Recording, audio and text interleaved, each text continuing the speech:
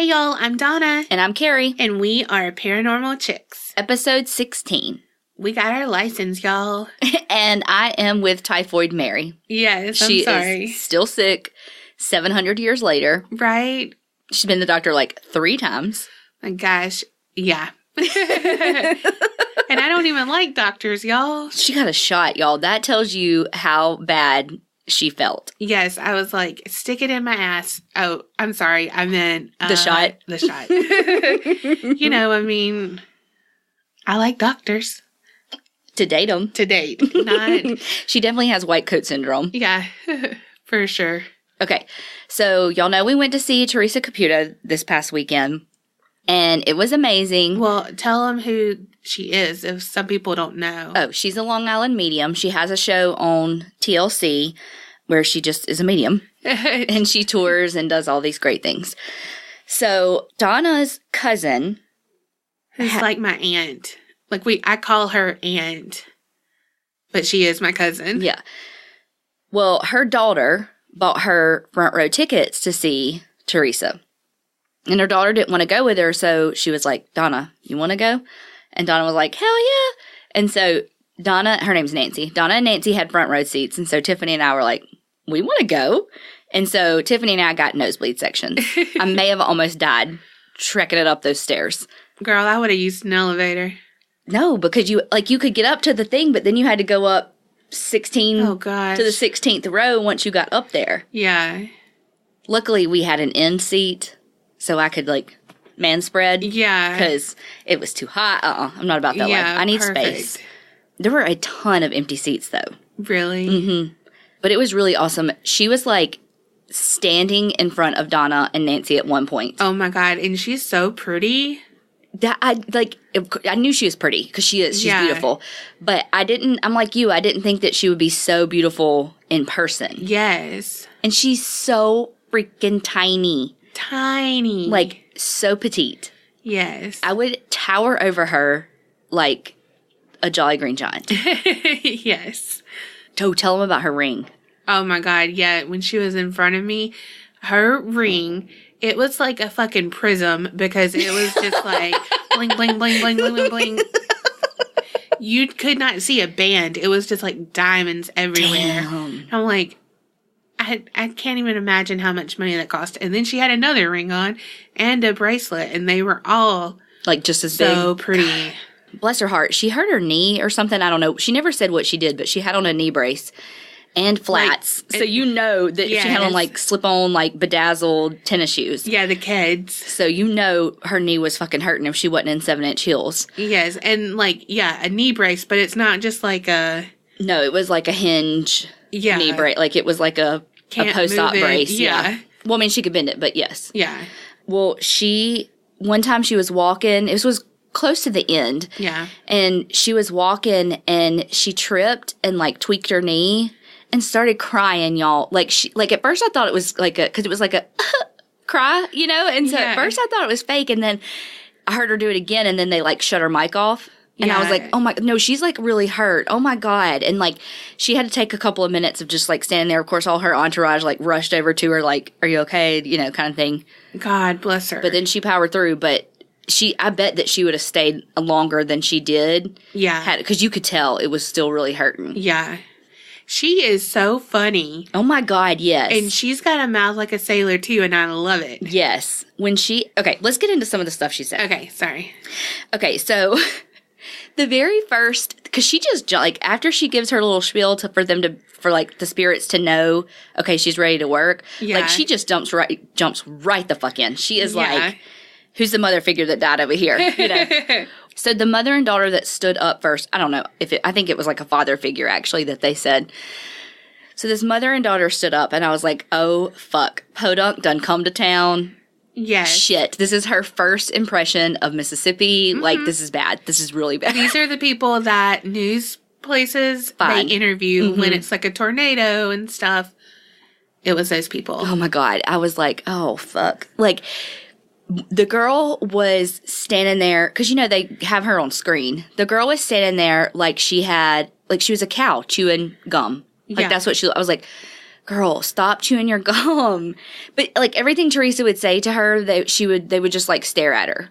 Yeah, like, gave no feedback. Like, it was just so awkward. Like, Tiffany and I, up in the nosebleeds, were like, this is so awkward right now.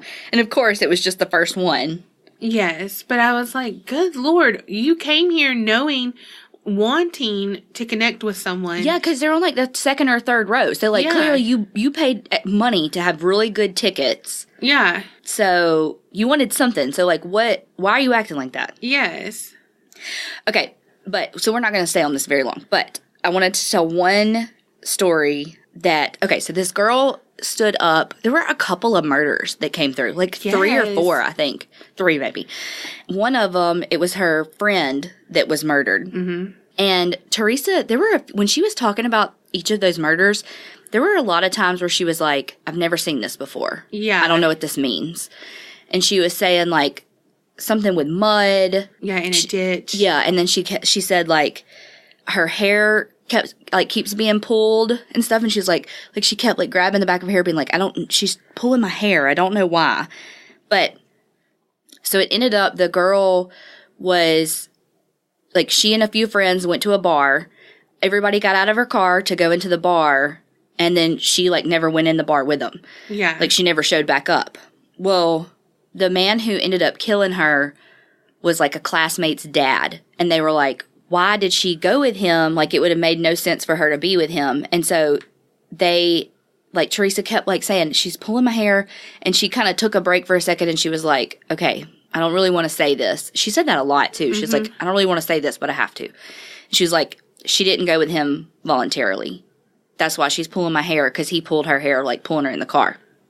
I know, gosh. And then she said that the spirit brought forth, like, 4 other girls that had been murdered to show Theresa. And so Theresa, like, when Theresa said that, I looked at Tiffany, I was like, was it a serial killer? Theresa said that she just wanted to show her friend that she's blossoming basically on the other side, and that when people cross over that have been killed in a similar way, like, she's there to, like, take care of them and kind of show them the ropes, I guess. I don't really know what that's like. I have never died.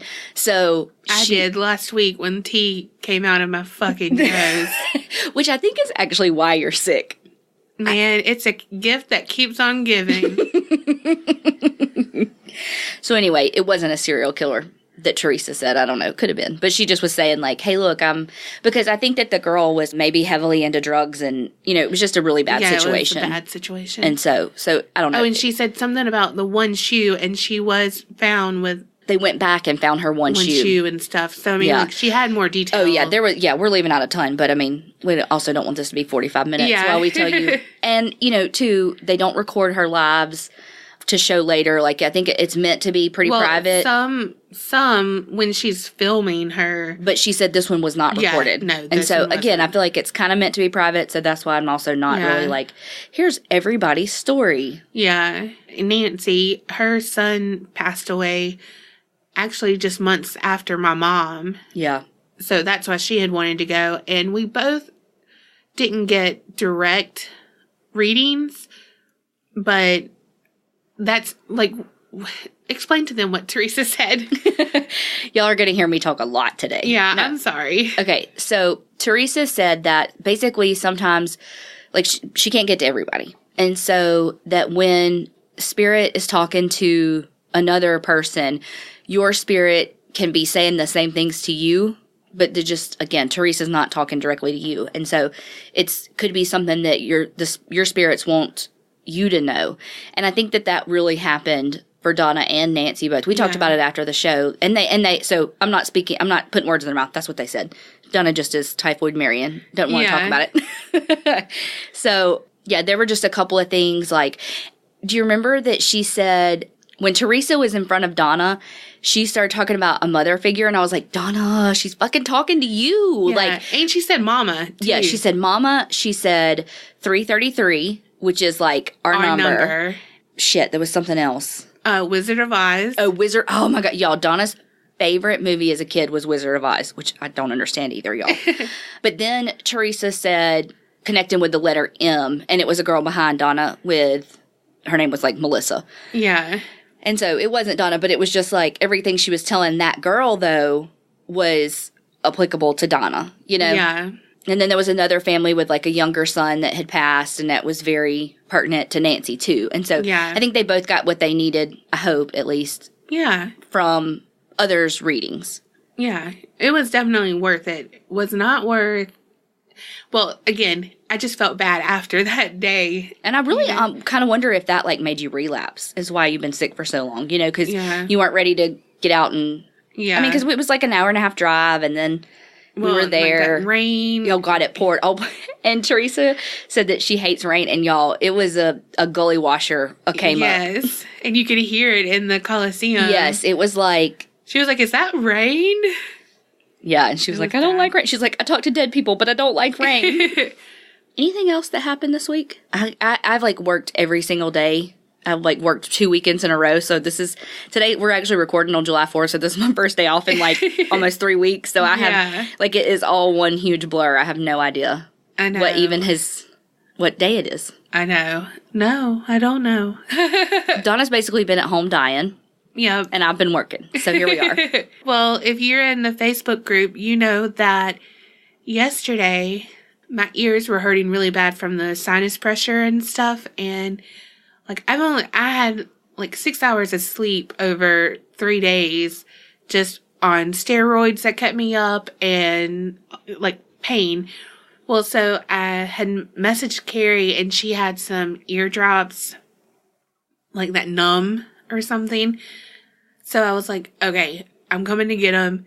She left them for me, and she was going to work. Well, I get to her house, and so... I have a pop socket on my phone, and I, like, redneck engineer it because I have an older car, and it doesn't have, what do you call it? Bluetooth. And so I put the pop socket on my shirt, and it's hands-free. And I was listening to a podcast, and when I got out, it slung, fell on the concrete, and busted the fuck up. It's bad. Real bad. I mean, at least you can still use it, though, because that... And, of course, you did it right before a holiday. Yes. So you can't, like, it's going to take a minute, because your phone... the new one's going to come in tomorrow, right? Yeah. Mm-hmm. So at least you can use it, though. Yes. But, I mean, yesterday was a no good, terrible, really bad day. Because, like, then I was like, oh, gosh. So I went to... call my boss, and I was like, I can't come in right now. I'll come in at lunch. I gotta go get my phone fixed. And then... you know, it was just one of those things. Verizon wasn't open till like 2 hours later. Blah, blah, blah, blah, blah. That's why I was like, fuck it, I'm going to the doctor again. And here we are. And meanwhile, she had to go see this doctor that she has for years been like, I hate him. He's stupid. He's the worst doctor. Well, he's my grandmother's doctor. And my parents' doctor. Yeah. If that tells y'all anything. I went to him when I was a kid. So. Yeah. And so he just does some stuff that I feel isn't right. It's like old school. Yes.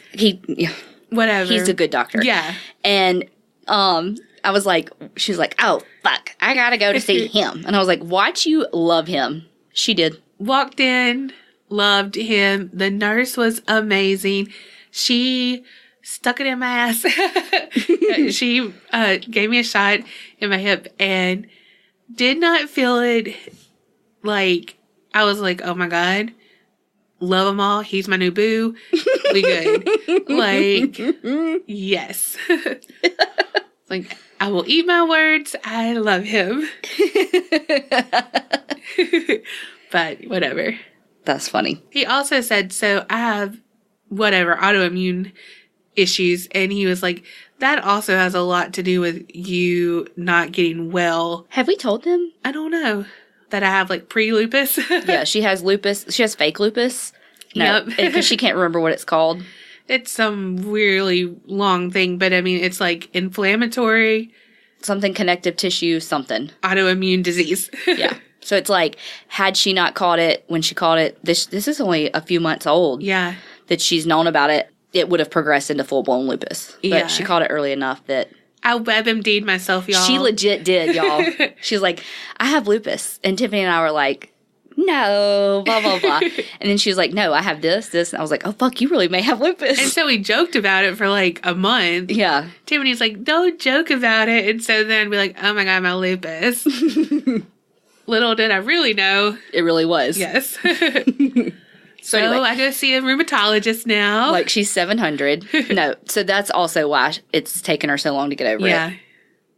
So now that you know my whole life story. I know, we've been talking for a long time. All right, you ready? You're first this week? I am first. All right, hit me with it. Hopefully this voice just adds to the scariness. Okay, so you have to take pity on me because, sick. If y'all didn't know from last episode. Oh my God, I know. And this episode, I'm sick. When I re-listened to it and I said, Jesus God, are we getting I know. I'm a baby.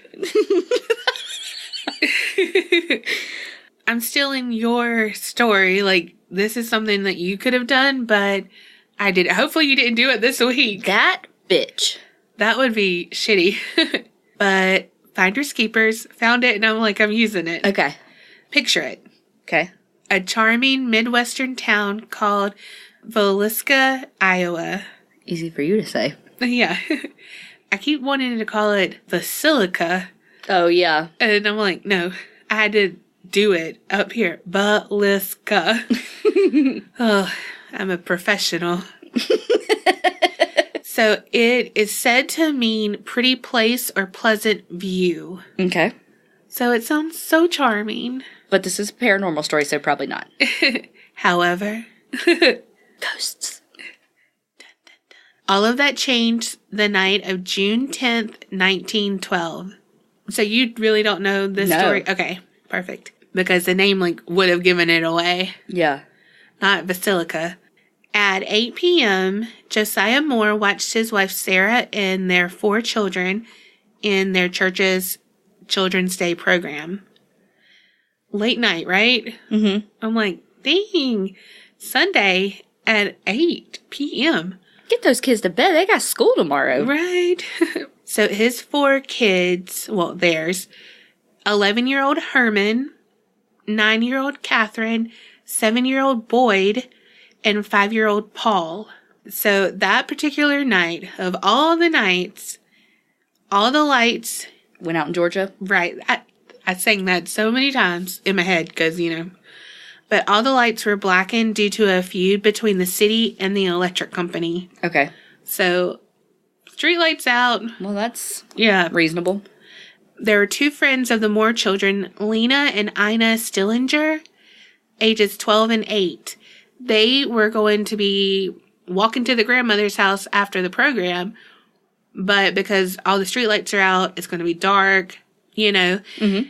And it was like a safe, nice place, but I mean, still it's super dark. So they were like, call your parents, see if you can eat with us after, stay with us, blah, blah, blah, and we'll take, you can go home in the morning. What year was this? 1912. Okay. I don't think they could call their parents. Yeah, whatever. When did Holmes get things? Phones? Telephones? I don't know. Me neither. You're the history major. I'm pretty sure it was close to this, right? I don't fucking know. Yeah. Hold on, I'm looking it up. It's in because Alexander Bell did it, and Reba made a song about it in 1876. By 1900, there were nearly 600,000 phones. Okay, 1905, there were 2.2 million. Okay, so I was right. Okay, she was right. Everything was good. Okay, they're going to come home, stay with us, blah, blah, blah.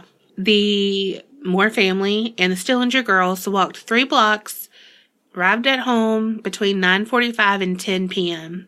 After a snack of milk and cookies. My kind of snack. Right? The family and guests headed to bed. The parents and the 4 children were upstairs, and the 2 girls, the Stillingers, were downstairs in the guest bedroom. And it's like a small, old country farmhouse. Yeah.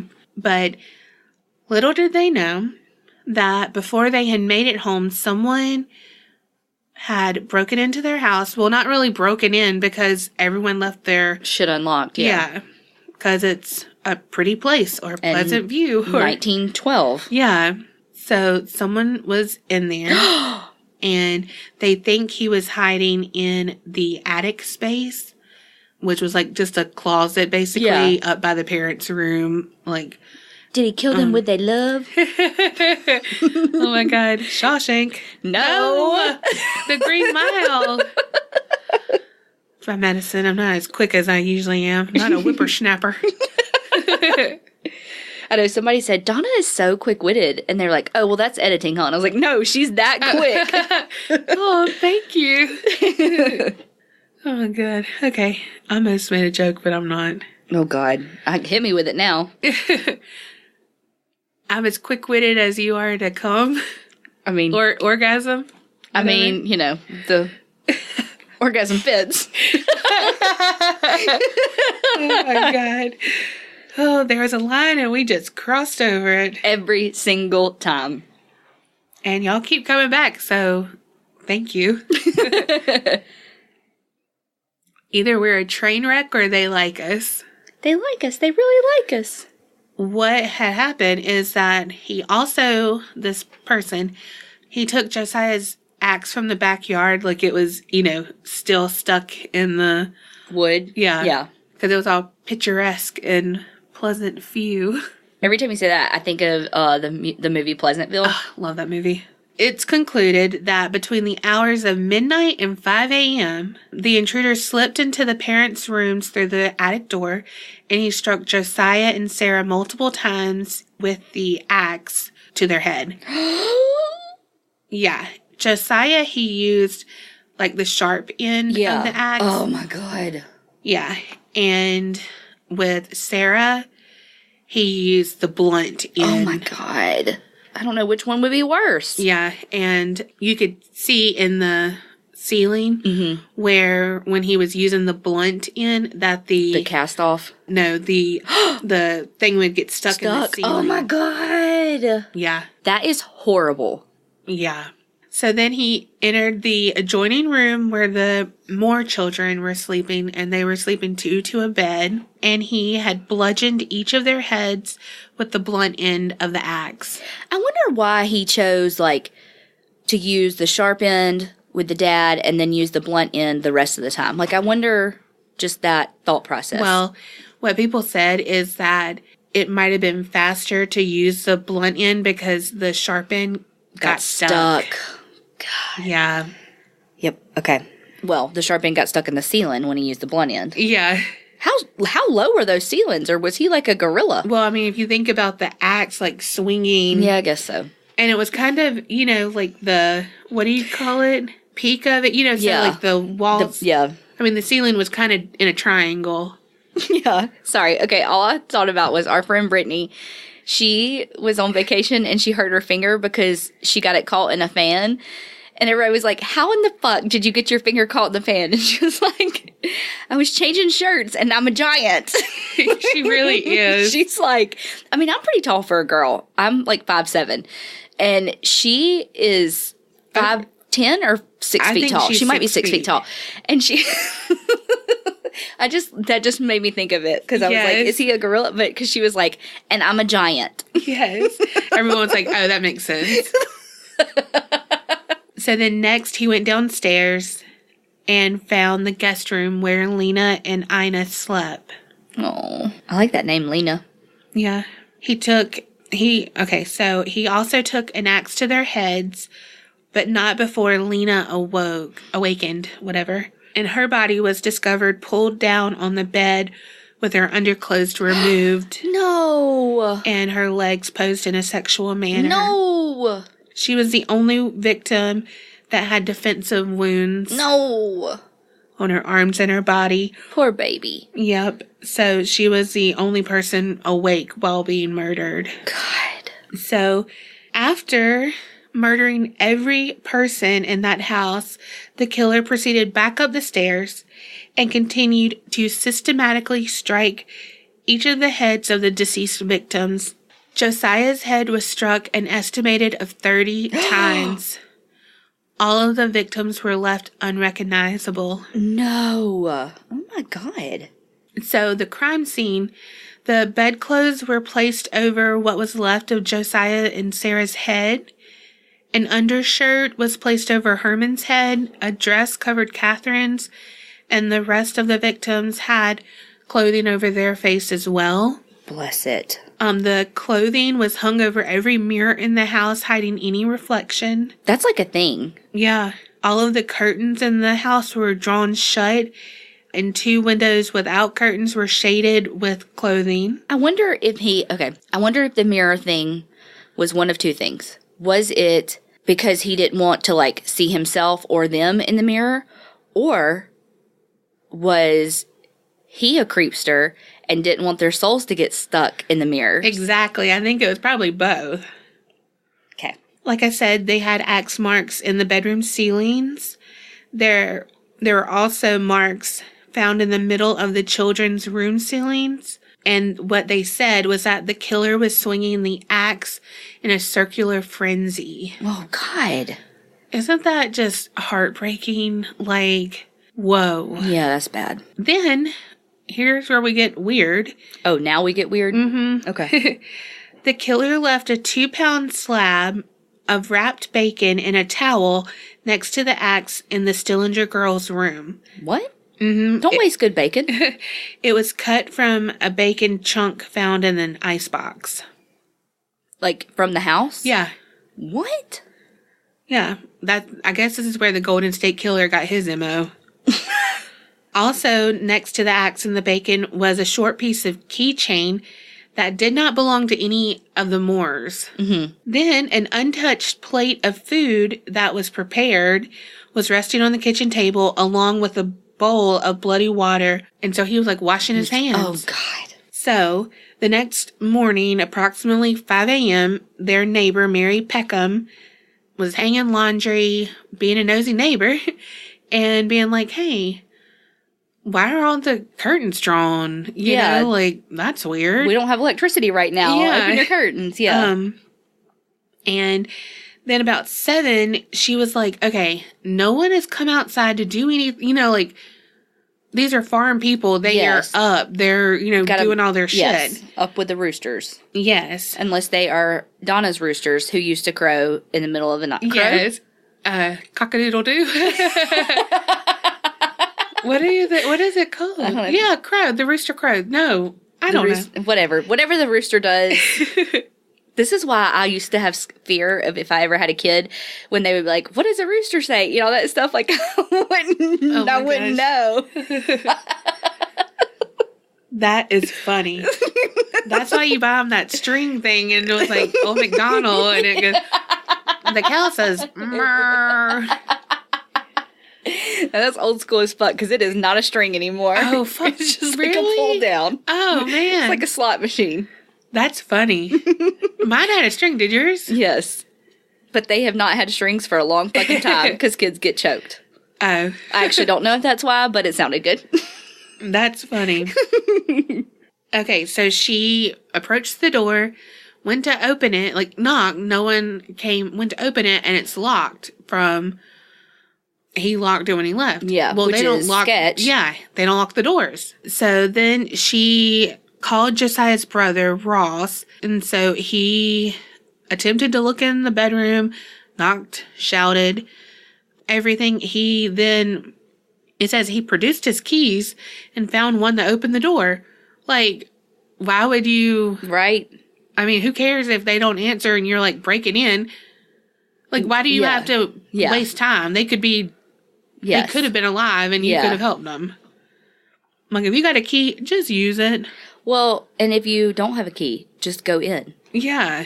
He went no further than the room off the parlor, which was where the Stillinger girls were, and he saw their bodies. I can't remember how they identified them because their faces were so mingled, but I cannot remember. Anyway, I mean, obviously people knew who were staying with them and stuff, but it was something. Okay. The murders were so horrific that the case actually took the sinking of the Titanic, which had occurred 2 months earlier, off the front page of the newspaper. Holy shit. Yeah. And it was like a botched thing because so many people came in and out of the crime scene. Yes. And all that.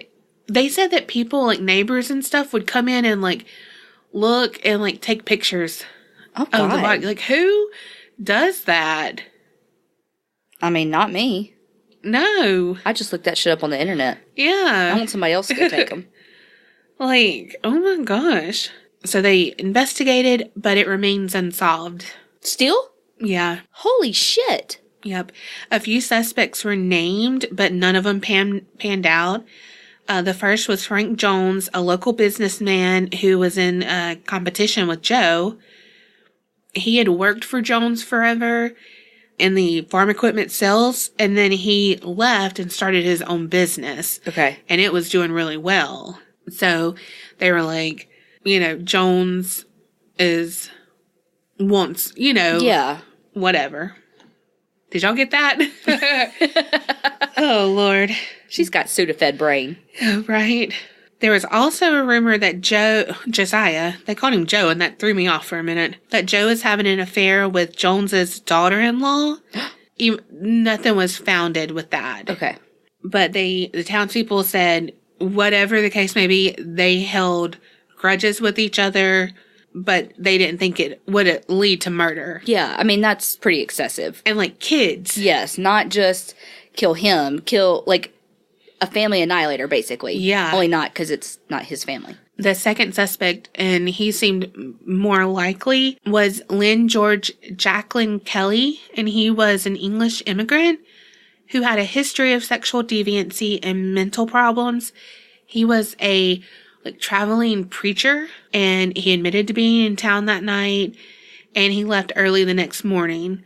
He was left-handed, which the police determined from the blood spatter that the killer must be. He also had a history with the Moore family, and people said that he had been watching them, the Moore family. Then a dry cleaner I didn't know they had dry cleaners. Right? They were fancy up in the Pleasantville. Yeah. I don't think I've ever used a dry cleaner. Really? Even for, like, formal dresses and stuff? Yeah. Damn. I really don't think so. I'm not fancy. Well, like, when I go to Mardi Gras balls and stuff, I do the dresses. Yeah. So the dry cleaner in a nearby town had received bloody clothing from Kelly a few days after the murders. And he reportedly asked the police for access to the home after the crime while posing as a Scotland Yard officer. Why the fuck would there be a Scotland Yard?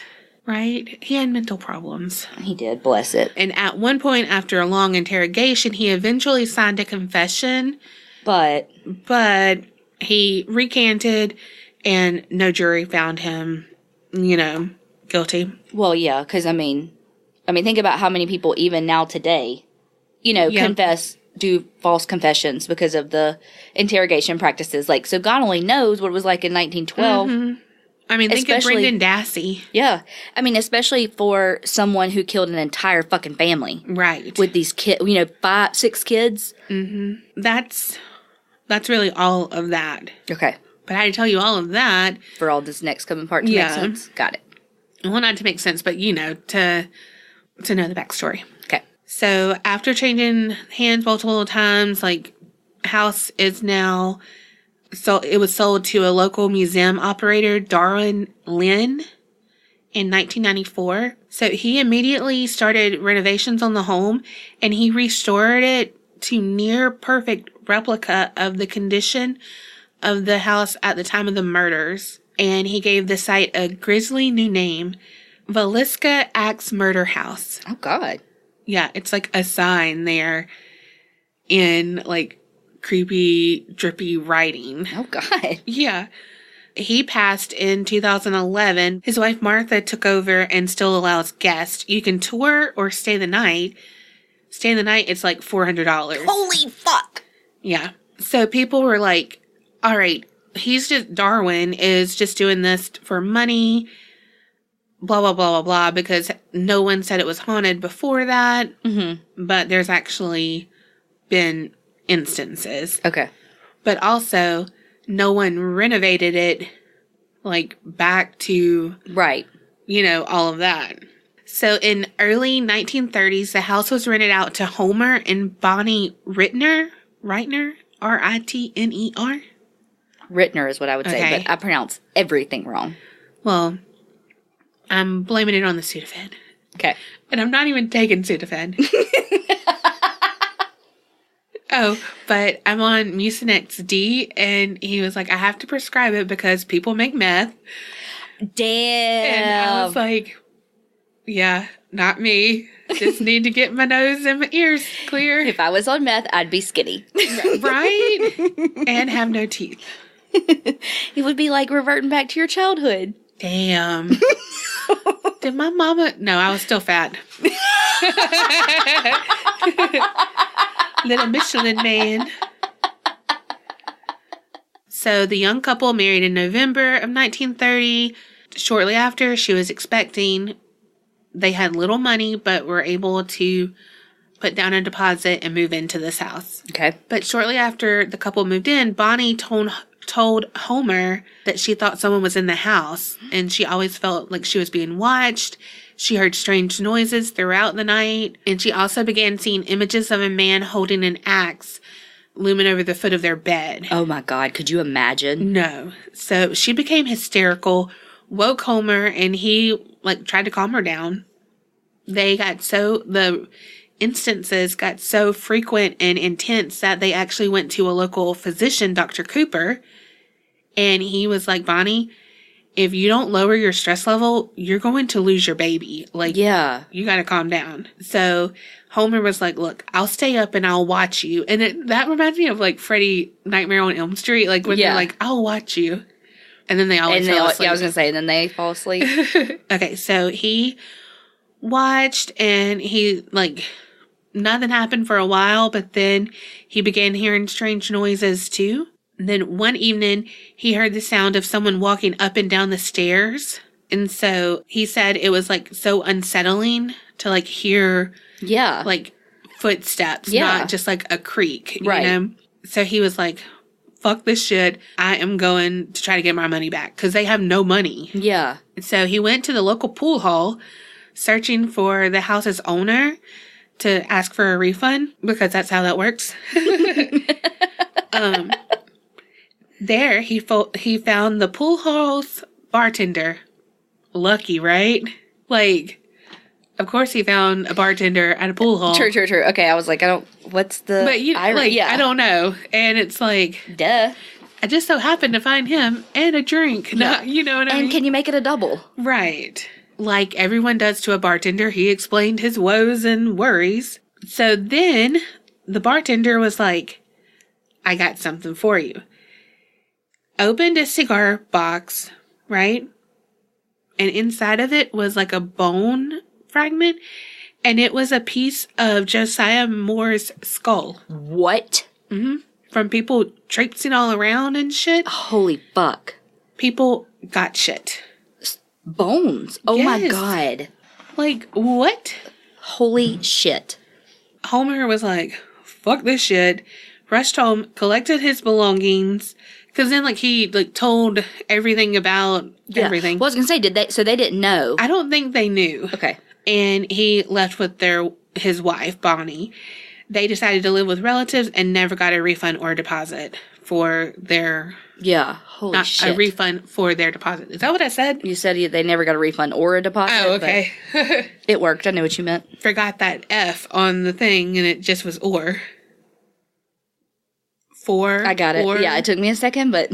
Oh, God. I'm an idiot. Okay.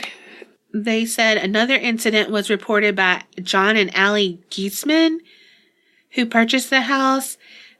Darwin Lynn interviewed Dale Miller, the grandson of the Geismans, and he said that his grandfather would not sleep in the house and actually went as far as putting a bed out in the barn. Holy shit. He would not stay in the house anymore. And neighbors thought it was due to marriage problems, but it really had to do with the haunting situation. Yeah, I was gonna say the ghost. So Dale Miller's aunt and her husband were staying with the Geisman family, and they're telling Dale this as a story, you know. They claim that the door that led to the front porch and the parlor kept opening throughout the evening, and every few minutes they'd get up and close it, and it would just open again. About 3 a.m., Miller's aunt and her husband were seen running down the sidewalk with their night clothes billowing behind them. And they never told him, like, what they saw. But, like, they were like, we can't speak about it. So I don't know what it was, obviously, but... It's bad enough that these two grown-ass people went running in their 90s. Right. And the grandpa or whatever stays out in the barn. Yeah. But see, I'm like, tell me what you saw. I know. Get that off your chest. Unburden yourself. Right. Tell me. So 2 young girls and their parents rented the property from the bank between 1963 and 1971. The father was a truck driver and was gone for long periods of time. What is that called? Over the road truck driver? Oh. No, like they're... Long haul? Is that it? Wait. A long haul trucker? No. Okay. You're saying types of things, but no, I'm... You know, like their stint. Their hitch? Yeah, hitch. That's more, I think, for offshore. Oh. So the girls would awaken in the night to hear children crying. And then on occasion, they would return to their rooms to find drawers open and clothes thrown all about their room. Then don't make me clean my shit up. Right. Open the drawers all you want to, but don't be throwing my shit around. So they told their parents, but they were like, what the fuck ever, clean your shit up. Yeah. One final incident occurred, and so their father was sharpening his pocket knife at the kitchen table, and without explanation, the knife flew from his hand and stabbed him in his palm. What? And they said there was no logical way for the knife to have slipped accidentally. Yeah. So this was the final straw, and they packed up and left that evening. I'm like, okay, I get that was an escalation, and it hurt you, but can you apologize to your fucking kids? For real. Like, how is that, Right.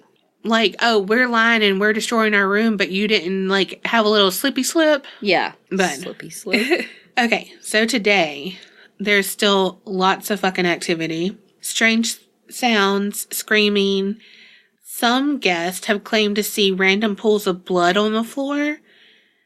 But when they go to get help or go to tell someone to look, it's gone. Oh my gosh. Everyone pretty much reports a heaviness around the main stairwell. Like a strange change of appearance of the bedrooms at night upstairs. Like, it's dark, it's looming, it's, it's like eerie. something's different, yeah. Yeah. There's been like several videos and pictures taken, and there's orbs and light trails and, all of that. They say that the real thrill ride of the night begins around 2 a.m. This is at the time of the night when the train passes through the town, and the whistle of the train is thought to trigger the residual events of the murder that took place. June 10th, 1912. Yeah. It's widely believed, but not, like, it'll be a different story in a minute, but this is the belief. Okay. Is that the killer used the sound of the train to sneak through the house and murder all of them one by one. Yeah. And so they say that the investigators have noticed a light fog filling up the master bedroom at the point when the train whistle was first heard. And then the fog kind of moves from room to room, just as the killer might have. Oh my God. And it said, once the fog dissipates, it's followed by the sound of dripping blood. Look, they need to make that a no horn zone. Right? Oh my gosh. Some other, I found some stuff, and we'll have it on the show notes, EVPs and stuff. Okay. On our website at paranormalchicks.com. That's right. So I'm just going to run down a few things that this group called PRISM. It's like paranormal research, blah, blah, blah, blah, blah, blah. Okay. Got that? Mm-hmm. Okay, so they captured the closet door opening and closing on command. They were offering candy at times, like, we'll give you candy, blah, blah, blah. And that's when the door would close if they wanted it to, or open. Whoa. And they were in the children's room. I was going to say, so it was kids. So that was crazy. And then you can hear a child talk and say, it hurts. And then right after, Paul. And that was one of the children's names. Which these will be included, we said. So I'm just kind of running through because it's long. Annie Horn, who's an investigator with Prism, they're in the doorway to the little attic crawl space, parents' bedroom. Annie said, "Hey, sweetie, can you close the door?" And then you can hear a child's voice saying, "Do it again. Lena, you can do it." And Lena is one of the Stillinger girls. Holy shit. Like, crazy. They have captured some, what it sounds like is residual sounds of the murder. Like, you can hear the children, like, screaming. Oh, God. Haunting. I don't want to hear that. It's heartbreaking. They have played with balls, rolling back and forth, like most child ghosts.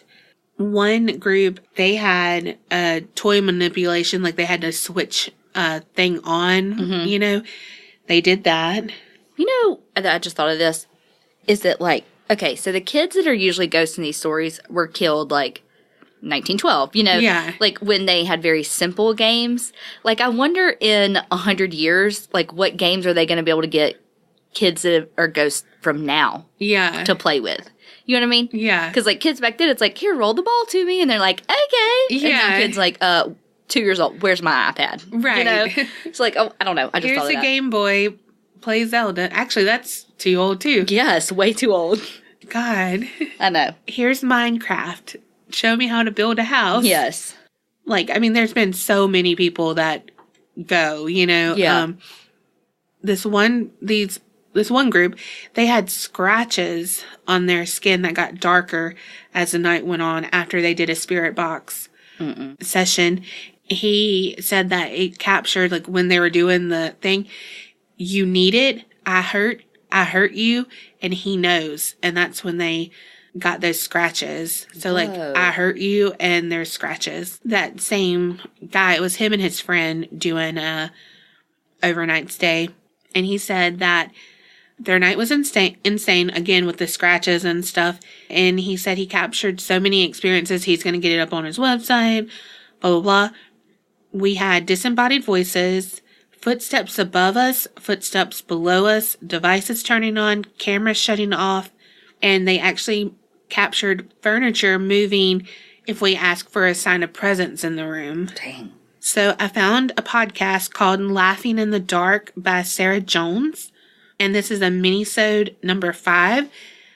A girl, Brittany, called in and just talked about her experience. So in July 2012, she had just graduated college. And so 2 of her BFFs and her and some ghost hunters went, and someone fell through, and so they were like, "You want to go?" And she's like, "All right, sure." So she got to go for free. Dang. I know. I'm like, well, there's that. I need friends like that. I'm the one who had to fall through and already paid. Because you got the fucking blue blottic. I got boobs. You got the blue blottic. Because you got the plague. Yeah. Tuberculosis. Meanwhile, I just coughed a second ago when we took a break, and I gave her a look like I'm going to fucking cut you if I get sick. They took a tour of the house, and she mentioned that at the top of the stairs, the parents' room, you can see the axe marks in the ceiling still. Shit. And you can see where they tried to plaster over it, you know? But I was going to say, I thought he remodeled it back to what it was. Yeah, but he remodeled it too, like how it looked too. I mean, gotcha. She said that she was sitting on a rocking chair. That's my kind of girl. Mm-hmm. In the kids' room upstairs. Her friend had one of the EVP machines, and she starts talking aloud to Paul, which was one of the kids, and kind of taunting him. Don't taunt a fucking ghost. I know. And you have to think, these are all college-age girls. True. And, like, drinking. Like, it was supposed to be, like, just, like, a weird, fun kind of thing. So, but this, I mean, is that not a setup for a scary movie? Like, oh, we're going to do this, and blah. So she's taunting him, and then she said that her friend, like, shoots up. All of her hair is, like, standing up, and her whole body has chills. And it was right then when the EVP caught something, and so it, like, kind of lit up, and blah, blah, blah, blah, all this shit. She said it felt like something grabbed her. So she had to go outside for a little bit. Yeah.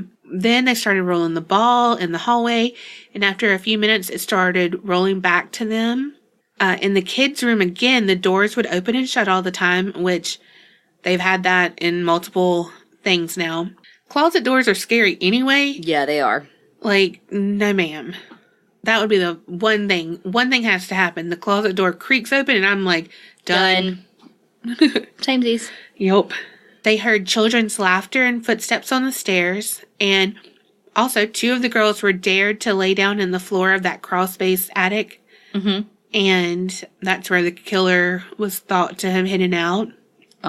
They both had a similar experience. They were wearing, it was, in July, so one had shorts on and one had a skirt on, and they were both, when they were laying there, they felt their clothes being pulled up. It felt like hot breath was on their legs. But why is it like the killer? You know what I mean? Because he didn't die there. No, but, I mean, it could just be maybe that's where his soul went. Is that a thing? I don't know. Let us know if that's a thing. Yeah. I mean, even just his energy, though, was such a horrific I don't know. thing. Unless it was the dad the whole time. Damn. It wouldn't have been. There's no way he could have committed suicide like that. Oh, good. Okay, so then it got dark, and someone suggested the Ouija board? Yep. God dang it. Why would you do that to yourselves? Right. So Brittany said she was like, oh, fuck. Nope, not today, Satan. I am out. Y'all didn't draw a circle. Right. So she said she's sitting in the corner by a piano. She's like, y'all do you. I'm going to be drinking over here. Whatever. And so she said they were taking pictures in the dark, like while they were asking questions. And yeah, trying to get orbs and all that shit. Yeah, got orbs. And she said that she went up to the parents' room again, and she had a pendulum. And she said she was asking questions, and it started going crazy and moving in a rapid circle.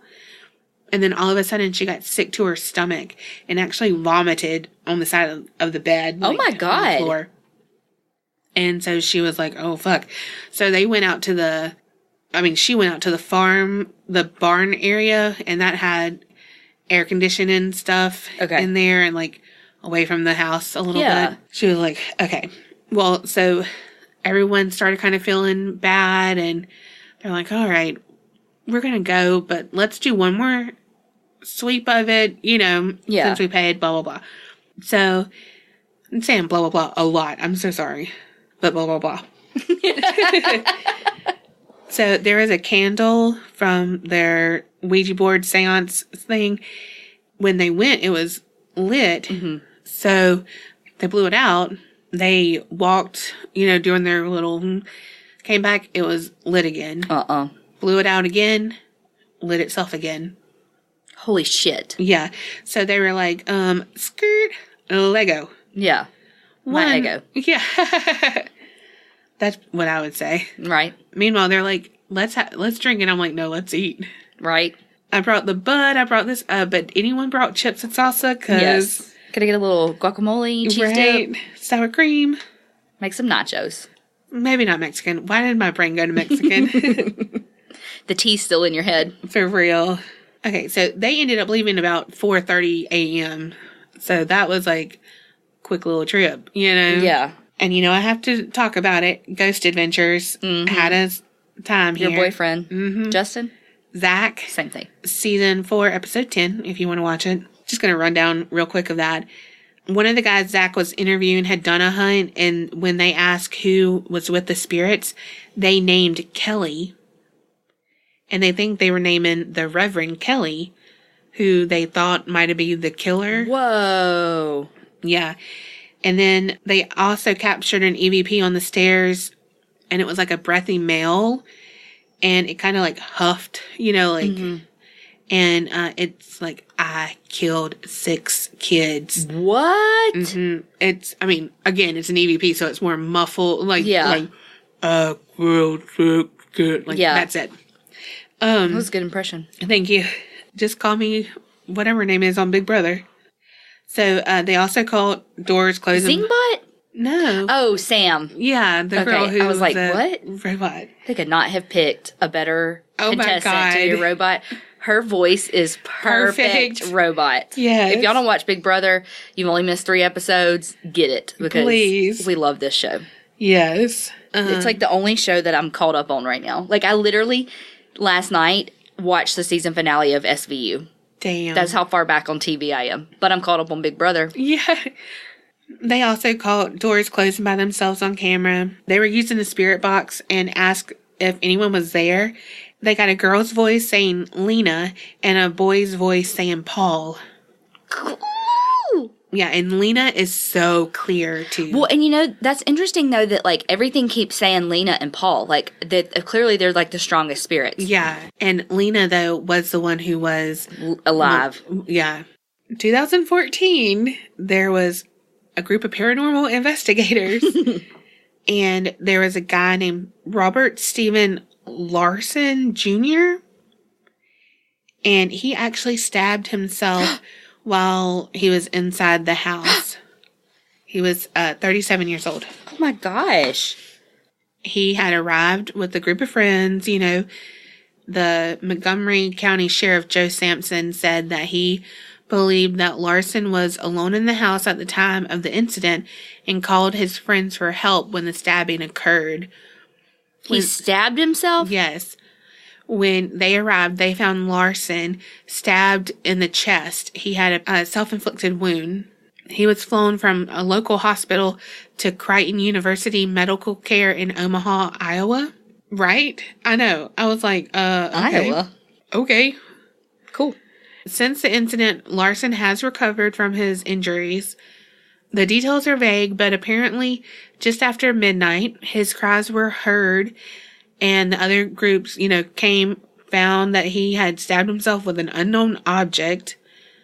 And there's that. However, at the time, it was like 12:45, and that is one of the approximate times yes, that the murders took place. Yeah.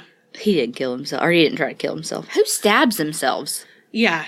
Like, I wonder what, like, of all the suicide methods in the world, how many people choose to stab themselves? Yeah. Ouch. Yeah. Isn't that crazy? Like, 2 people with blade incidents. Yeah. Incidences. Incidai. No. God, you know you're, like, smart fucking, like, that's nerdy humor. Like, I am not. You laughed. Yeah, but I'm a dork. Do you know what a dork is? Something about a whale. A whale's penis. Oh, yeah. I do have a big head. Just the tip. My blowhole. Just don't use the blowpoke on me. So, that's it. That's all. I mean, there were so many more things. Like, yeah. But of the same thing. They hear kids, furniture moves, you know, like. Doors open and close. Blah, blah, blah. People get stabbed to death. Touched, you know, all the craziness. It's just. I think of all those, the scariest thing to me would be the lady that saw the guy with the axe standing at the end of her bed. Yeah. That would be the thing. I mean, other than a ghost stabbing me. But there has been some controversy just with if people think that is a wrong thing to do, what Darwin did to restore it and make it like an attraction. Yeah. Off of this whole family being murdered, like, so gruesomely. Yeah. And unsolved. Mm-hmm. So, what is your take on that? I don't know. I mean, I totally get, like, the respect and all of that, and the controversy, but how is that different than any other house we've spoken of? You know what I mean? It's because what it does is it places more value on their lives than any of the lives of anybody else. You know what I mean? Yeah. Which, I mean, obviously kids are really hard. You know, a person's a person. So, I don't know. I see both sides. I don't actually have an opinion. What about you? I don't know either. It's like, I hate the sign he has out in the porch. On the thing. Just because it, like, it's such a, it's like the biggest, you know, like, the largest ball of yarn. Yeah. Like, that kind of attraction. That's kind of weird. I mean, I get why he has it, but I feel like that could have been a little bit more tastefully done. Yeah. But also, I feel it's just weird. Because, like, the Sally house, no one died in. Well, I mean, she died from that botched... Sally died from that botched thing, but it wasn't, like, a murder. The house is pretty, though. Yeah. Like, that house, if I could... That's the kind of house I really wanted to build. I mean, not 2-story, because, ain't nobody got time for those stairs. Well, and it's hot as fuck upstairs. Yes. Always. Always. But, like, I just love that look. Me too. I could have just had, like, tall-ass ceilings, and that would have been great. Hell, still haven't built the house yet, so I can just turn everything around. Anyway. Oh my gosh. Okay.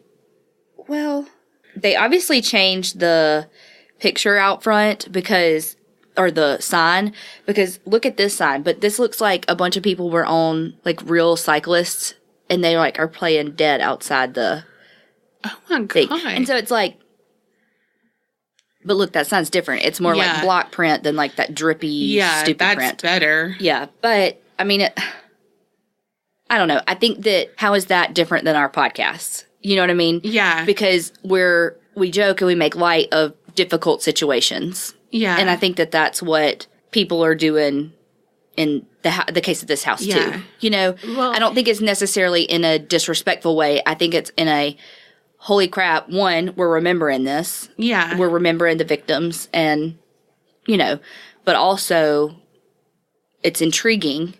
Yeah. And how do you deal with something that's difficult yet intriguing? You have to make light of it in some way. Yeah. And so I think that that's what this does and what our podcast does and every other podcast that deals with paranormal or true crime, you know? Yeah. True. Well, I mean, I don't hate it and I don't not hate it, you know. It's I honestly just, don't care. Is that awful? Like, no. You know, I mean, people are always going to have their opinions. Panties in a wad. Yes. And, you know, it's like, who cares? That's why you don't wear panties, so. Shut up. Yes, I do sometimes. Yeah, so I guess that's my stance. My stance is I don't give a shit what anybody else thinks about it. Yeah. That comes with age. Yeah. So let us know. Yeah, what y'all think. We care. I care. I'm just kidding. And I guess, too, like, what I mean by I don't give a shit is there's always going to be somebody that doesn't like something. There's always going to be someone that does. Yeah. There's no way to please both parties. Right. So let them live their best life, make a little money. You know, he put money into it. He restored this house. He's keeping up their memory. You do you, boo. Yeah. That's how I feel. I made an opinion through all this. You're right. You are totally right. Can we get that on recording and just play that? Look, this is on recording. I know. As soon as I said that, I was like, well, that was stupid. But we'll just, like, hit play on that every so often. Be like, Marley agrees. Be like a DJ. You know how they're like, she is, like, in it to win it with this. She is. She said, "This is so right." Well, I liked that story. I know. I'm sorry I was, you always talk about skinny girls getting into your pond of bigger guys, and I got into your true crime pond. No, I liked it. Awesome. I did too. Are you ready? For this jelly? Correct. Picture it. Okay.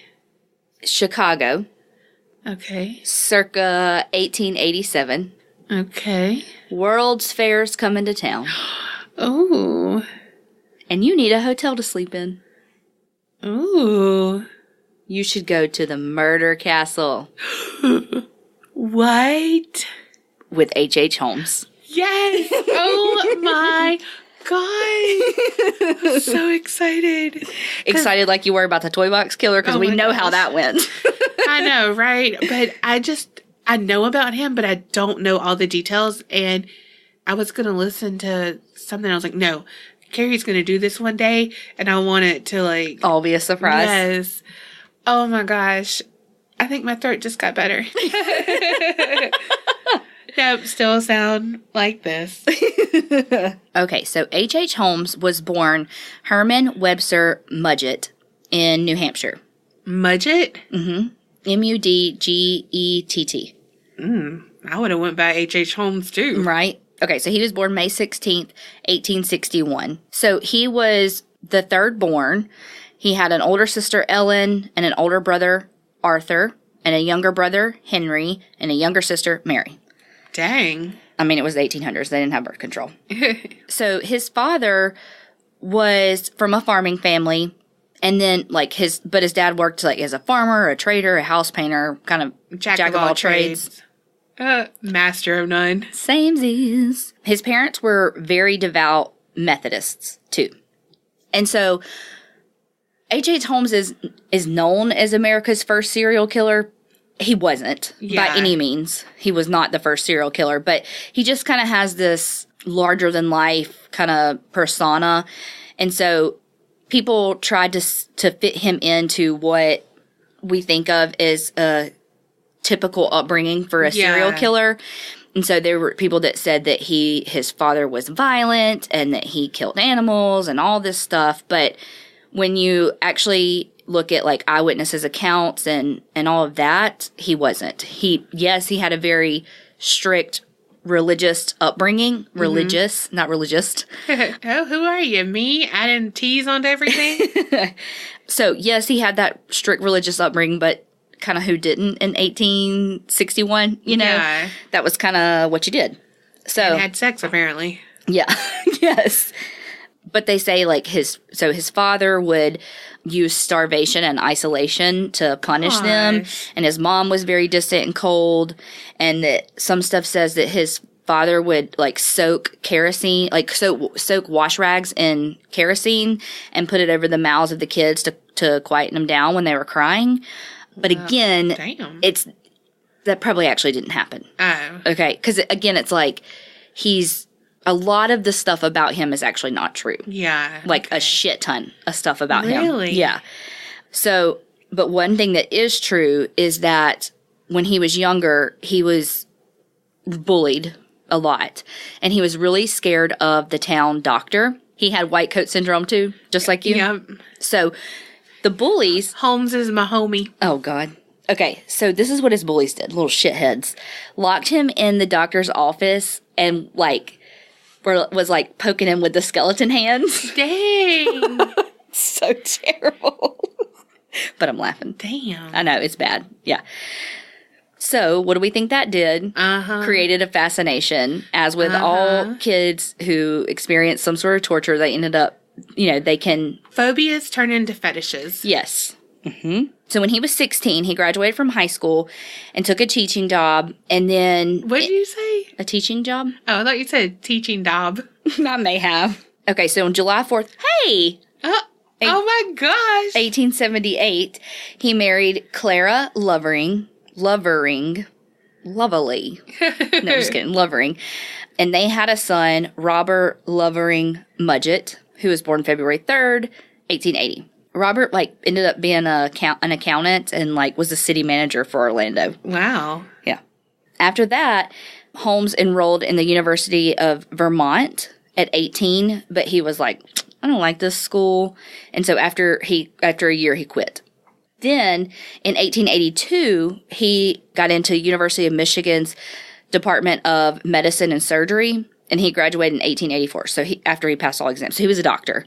Okay. But while he was at the University of Michigan, he worked in the anatomy lab under this Professor Herdman, and he was, the chief anatomy instructor, and so that was right when... they were really starting to use cadavers for labs and stuff. And then Holmes also apprenticed in New Hampshire under this guy named Dr. White. And that guy was, again, one that was really big and an advocate for human dissection and stuff again, so the cadavers, which I mean, hell, I did a cadaver lab in school, So what ended up happening was, because he was into all these, H.H. Holmes was into all these cadavers and had all this access to cadavers, he started using them to defraud insurance companies. So he would say, hey, this person died, and then would use the cadaver to get the life insurance money for these fake people, basically. He's a hustler, baby. Yeah, so he stole all these cadavers from a lab to be able to commit these, this insurance fraud. Yeah.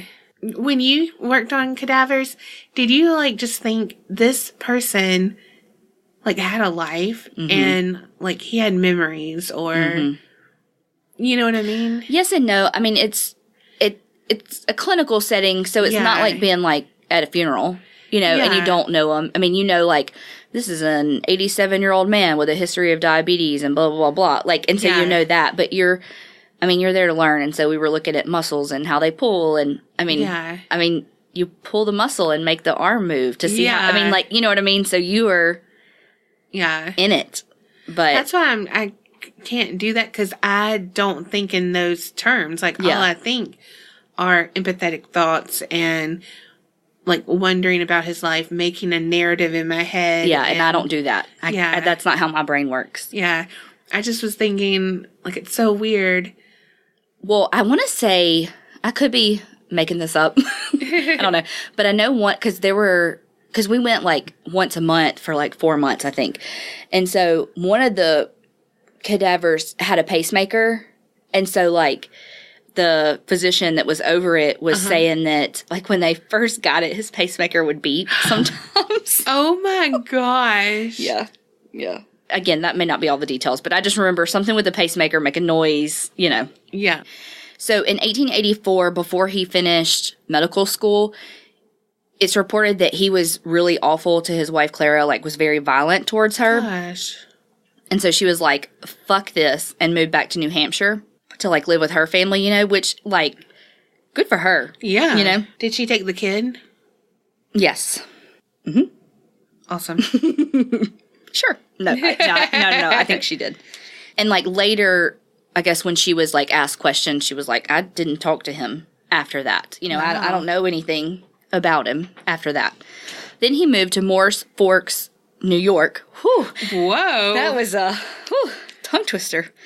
And when he was there, it was rumored, so this little boy went missing. Okay. And it is said that H.H. Holmes was the last person seen with the kid. And so he probably took the kid. So when people were like, hey, he was the last one with him, Holmes was like, I'm out, and went back to Massachusetts. So it was like right as kind of the investigation started, he was like, I'm out, and it's in the 1800s, so when he's gone, he's gone. You know? So then he traveled to Philadelphia, where he got a job as, like, a keeper. So I'm kind of thinking, like, almost like a nursing assistant type thing. Yeah. At Norristown State Hospital. Or maybe, I don't know, I guess at this point he was a physician. I don't know. But he quit a couple of days after he started. And there's no really, like, I couldn't find anything about why he quit just days after he got the job. Yeah. Couldn't find anything. So I feel like something probably went down. And his insurance money came in. Right. And he was like, I'm out. So then he took a position at a drugstore in Philadelphia, which is kind of where he did his doctoring, his doctorship, as you would say. He wasn't like a I thought surgeon. You said doctorship. And I was like, damn. Is that a thing? Like his internship, his doctorship? No, but then I was like, oh, shit, no, me. So so that's where he did most of his, like, work as a physician, was like a drugstore. He wasn't like, let me be a surgeon and cut you open, you know.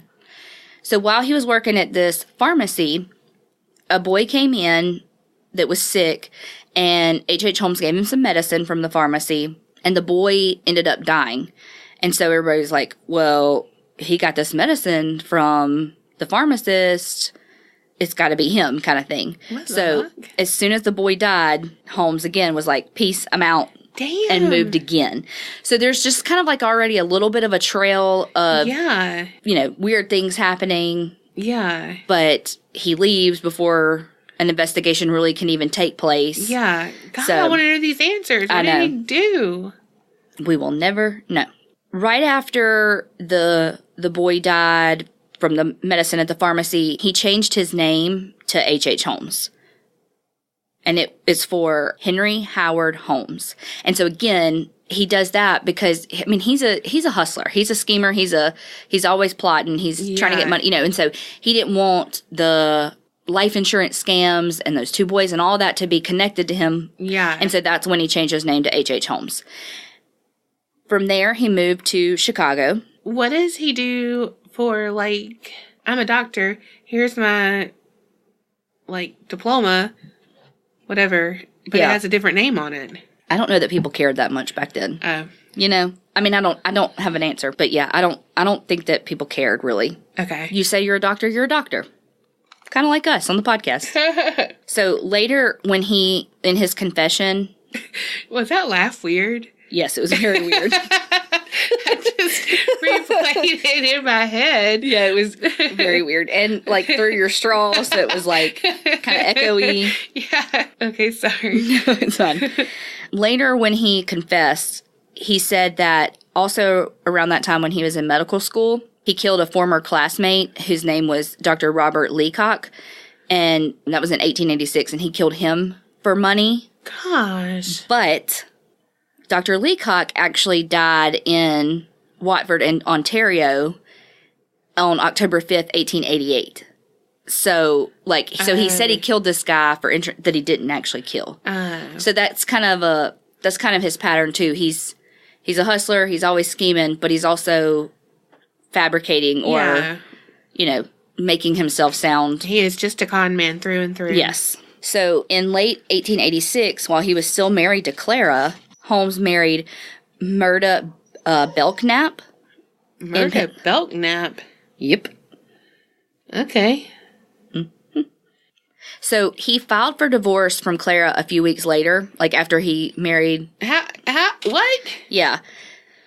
And so. Well, and why did he have to file for divorce? Because no one would even know. I know. So, okay. So divorce was obviously very, very different back then. Like you had to have like a legit, quote unquote, I'm doing air quotes, legit reason to get divorced.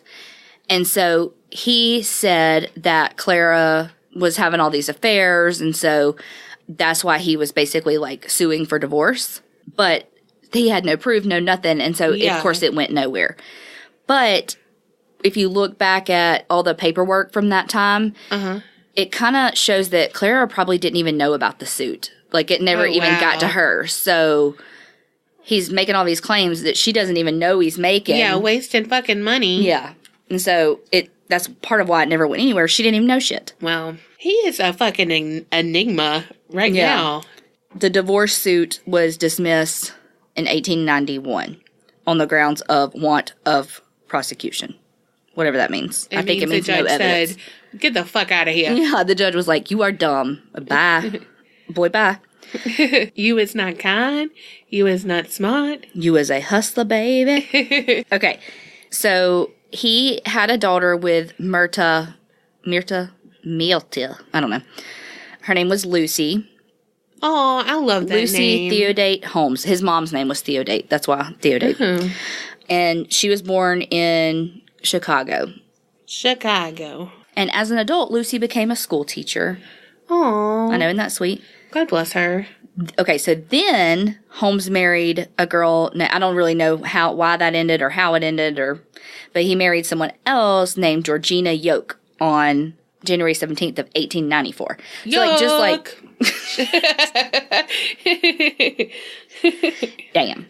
So just 3 years later, he was marrying again.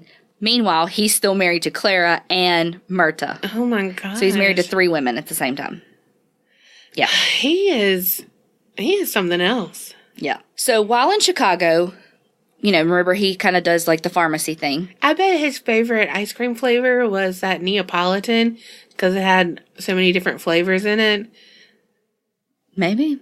Because he is indecisive and he doesn't know what he wants.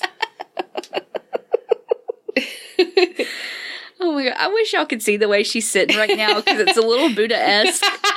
And she is like, I bet his favorite, like, I'm just, like, how she is sitting just made that conversation all the better. So while he was in Chicago, he came across Elizabeth S. Holton's drugstore. And this was at the southwest corner of South Wallace Avenue. Oh my God. I'm so sorry. God, I've interrupted you. But when you said at the southwest corner, all I could think about is Walgreens when it's like, we're on the corner of Health and Happy or whatever the fuck that thing is.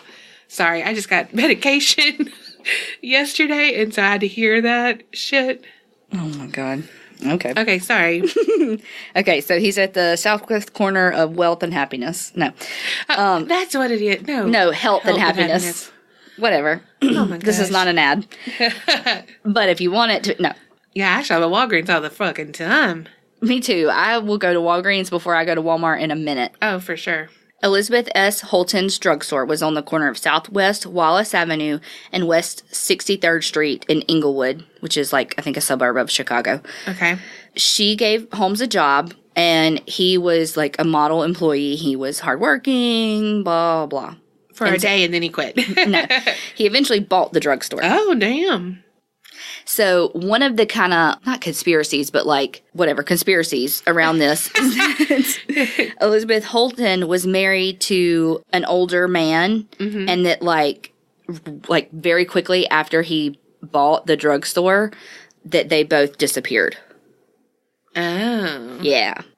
However, Dr. Holton was actually What the fuck? a fellow Michigan alumnus, only a couple years older than Holmes. And both of the Holtons lived in Inglewood throughout Holmes's life and survived well into the 20th century. Like, so these people who are conspiracy theorists, they need to know fucking Facts. research and shit.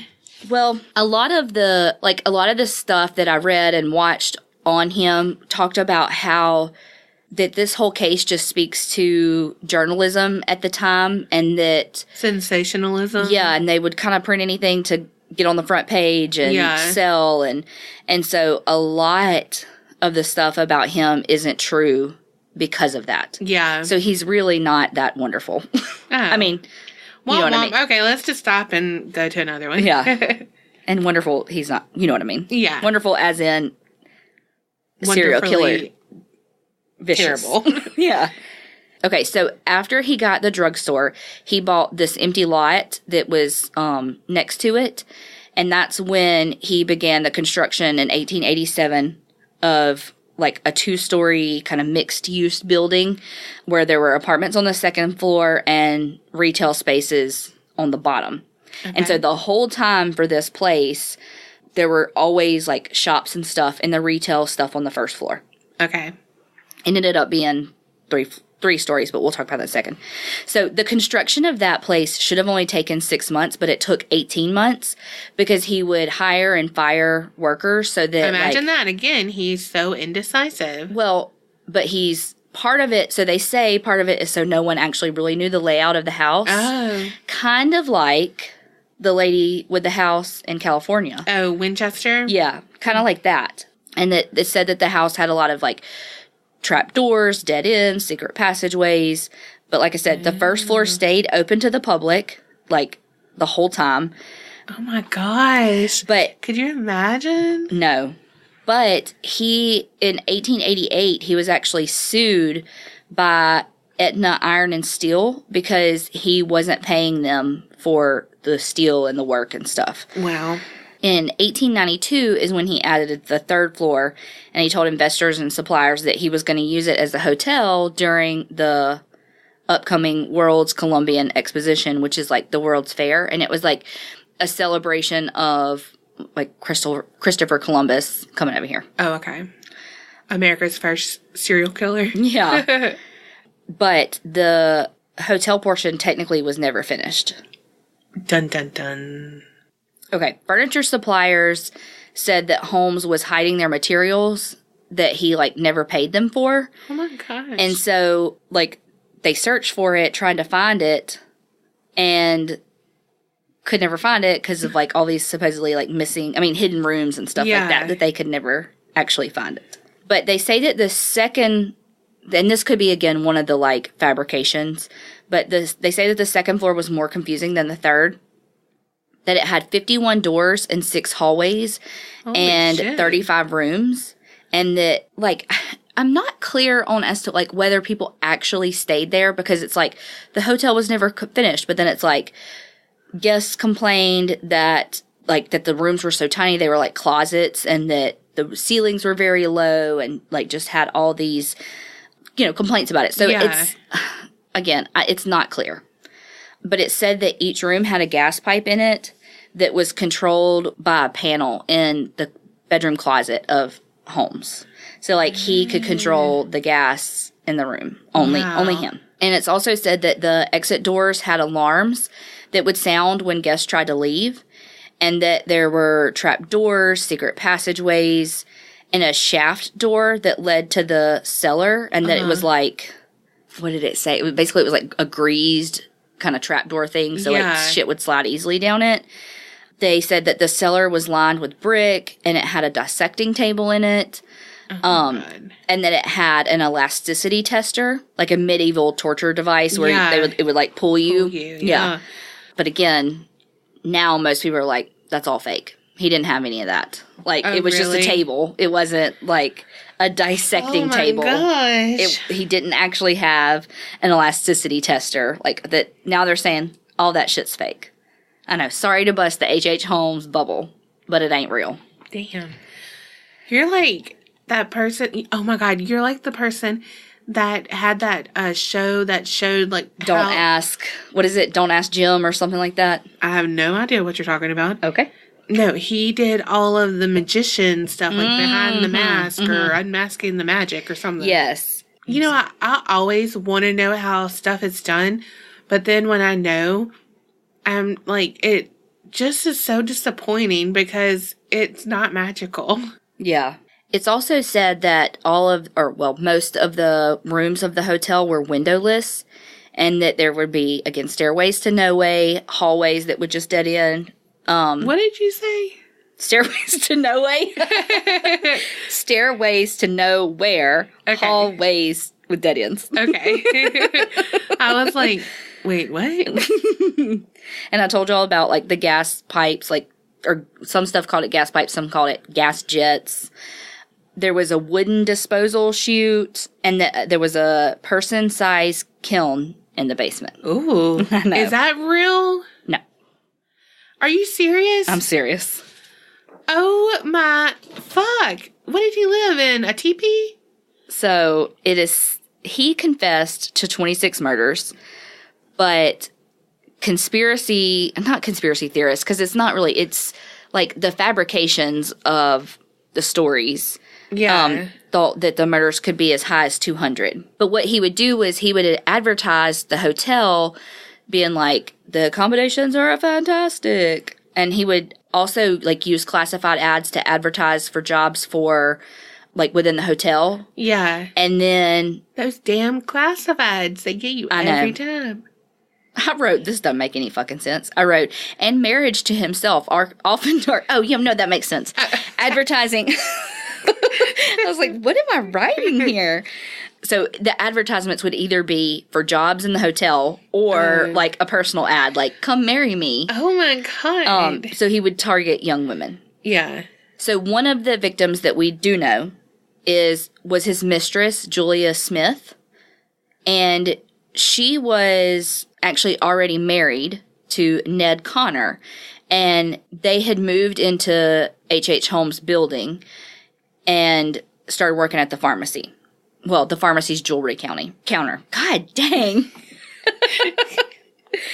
I know how to read. I have a podcast. So her husband, Ned Connor, found out about the affair. So he quit his job and moved away. Okay. He was like, I feel like this was in a movie, or I think that on the hotel of American Horror Story, like the like suave guy that's older that's there. I never that's about him. That's about H.H. Holmes. Like the hotel that they're in, I think was supposed to have been H.H. Holmes' hotel. Oh. Yeah. I'm gonna have to watch it. That one was good. And Lady Gaga was fucking amazing. I watched like the first 2 or 3 things and I just didn't know where they were going with it. Yeah. And then, shit got busy and then it was off. Yeah. But I am really excited about the new season coming out. So after he left his daughter Pearl behind with Julia Smith. And so he didn't, he left her, he didn't take the kid, Yeah. So the kid stayed with the mom. So she stayed at the hotel, she got custody of Pearl, she continued her relationship with Holmes, But then on Christmas Eve of 1891, they disappeared. Oh, gosh. Holmes later said that Julia died during an abortion, but what truly happened, was never confirmed. What happened to Pearl? We don't know. Oh, I hate these loose ends. I know. Well, because it's from, 1891. It was so chisel easy. it on a fucking tablet. I need to know. Well, well, they had newspapers. I mean, it was so easy to lie and hide stuff back then because it's you didn't leave these trails like you do now. Mm-hmm. You know, we didn't have the ways of gathering evidence that we do. You know, yeah. I mean, obviously. So history lesson. Okay, so then there was another of his kind of mistresses, Emmeline Segrand, and she began working in the building as his personal assistant in May of 1892. He later proposed to her, and she was like, yes. And then You're my fourth wife. And then in December, she was gone. Oh, damn. Hopefully he wasn't her beneficiary. At the time, he asked 2 male guests to help him carry a heavy trunk down into the cellar. Oh, God. And then later, they would learn that he sold a, fully articulating skeleton to the medical school. And so they're pretty sure it was probably her. Oh. They're pretty sure it was probably. My God. Yeah, because, back then, skeletons were real and shit. Yeah. It was So, yeah. Whoa. Then there was another woman, Edna Van Tassel, who was... Did she have tassels on her titties? Yeah. I hate that word. Titties? Yes. Go ahead. I know you want to say it again. It's because you're a titty baby. God. Say it. Tits. But she's also believed to have been one of his victims. So there was a guy that was working at this place called the Chemical Bank Building on Dearborn Street, and his name was Benjamin Petzl. What? Like pretzel, but Petzl. Petzl. I know that that's right because I watched somebody else say it, or I listened to somebody else say it. He was perfect. Okay. So they met and became BFFs. And Petzl was a carpenter who had this extensive criminal past. Again, with the fucking words. Okay. So he was a carpenter, but a criminal. Yes. I don't know why the carpenter thing's important, but I don't think it is. So he was a hustler and a schemer, much like H.H. Holmes. Okay. And so they became BFFs, and Petzl became his right-hand man for all of his criminal things. Okay. The district attorney later described Petzl as Holmes' tool, his creature. In early of 18... Or his Robin. To his Batman. No, I got it. I couldn't think of anything funny to say. Okay. In early of 1893, an actress named Minnie Williams moved to Chicago, and Holmes said that he met her in an employment office, although they said that he probably, he could have met her, years before in Boston. But he offered her a job at his hotel as his personal stenographer, and she was like, of course. And they fancy. So, but she was an actress? Yeah, but just a one-time actress, I think. It said, one thing said, no, it did. It said a one-time actress named. Oh, so fine. I guess she got old. I don't know. I guess so. She was 23. No, so she had some property in Fort Worth, Texas. Oh. And so when she came to be his stenographer, he was like, sup, girl? You want to deed your land over to me? And she was like, absolutely. No. So she transferred the deed of her property over to a man named Alexander Bond. Was it really him? Yep. Oh, my God. So he said, give me the deed, I'll give you my dick. I mean, fair trade. Kerri would be like, okay. Where do I sign? So she was transferring this deed over, and Holmes was acting as the notary. Oh my God. Yes. So then Holmes told Petzl, he was like, okay, I'm going to deed the land over to you now, but we're going to use the name Benton T. Lyman. Well, Lyman, that's Lie, man. Right? It should have been men. So, over the next couple of months, Holmes and Minnie Williams started, like, pretending like they were man and wife. And so they rented an apartment in Chicago because, you know, back then you had to be married. Yeah. So Minnie's sister, Nanny, Minnie and Nanny, came to visit.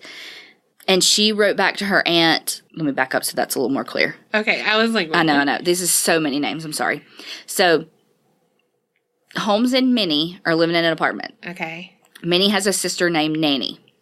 Nanny came to visit, and Nanny wrote back a letter to her aunt to say that she was going to go with her brother Harry to Europe.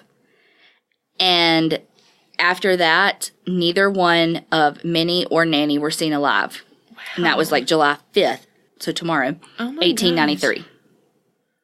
Whoa, he got married on July 4th. He loves July. He does. Maybe that's when he's feeling frisky. The heat got him all hot and bothered. Okay, so there was a fire, like, somewhere in the house, somehow. Good story. And so insurance companies were, like, trying to prosecute him for arson. So he left Chicago in 1894.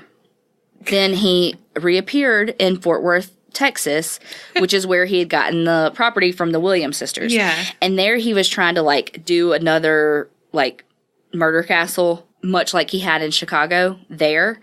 But he, again, swindling all these suppliers and stuff. So that month, he was arrested and incarcerated just for a short period of time for selling mortgaged goods in St. Louis, Missouri.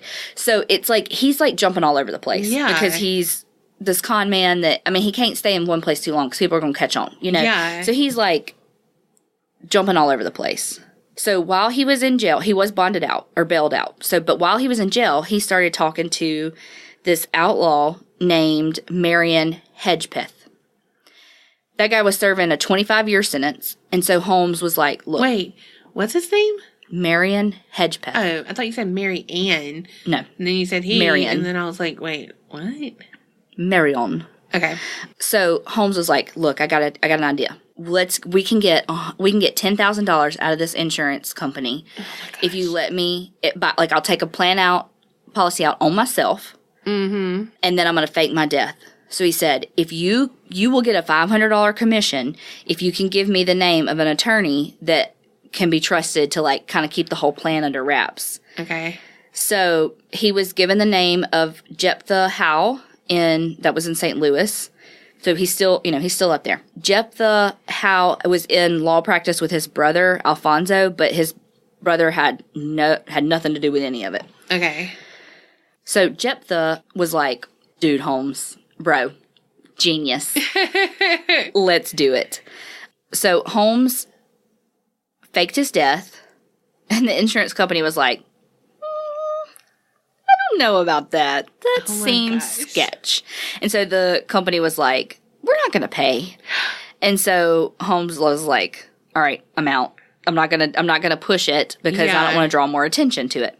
So he's like, okay, let's do the same thing, but let's pretend like Petzl's dead. So Petzl was like, okay.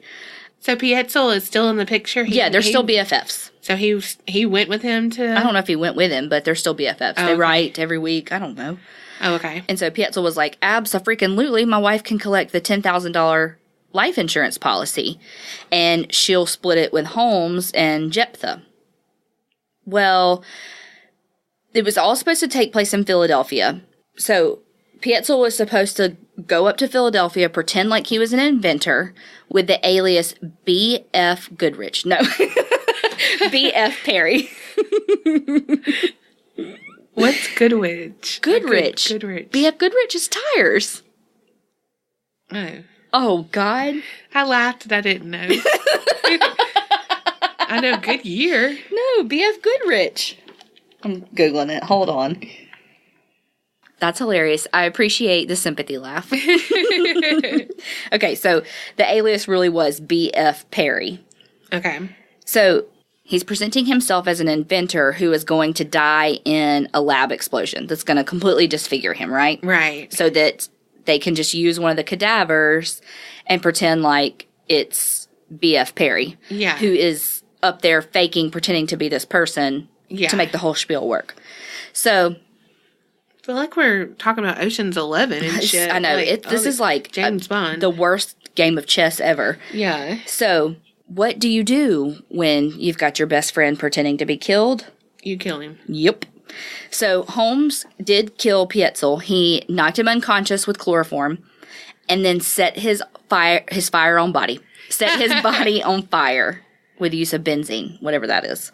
Isn't that crazy? So he knocked him unconscious with chloroform and set him on fire. Oh, gosh. Like, with didn't kill him. like these. Right? Who needs an enemy? Thank you. You're welcome. So, again, with the holy crap, set him on fire, still alive. That's what Holmes had said. However. Oh, gosh. Forensic evidence showed later that chloroform had been administered after Petzl's death. A fact which the insurance company was unaware of, presumably to fake suicide to exonerate Holmes, should he ever be charged with a murder. Oh my God. So he was like covering his tracks, even in his schemes, just in case he ever was tried.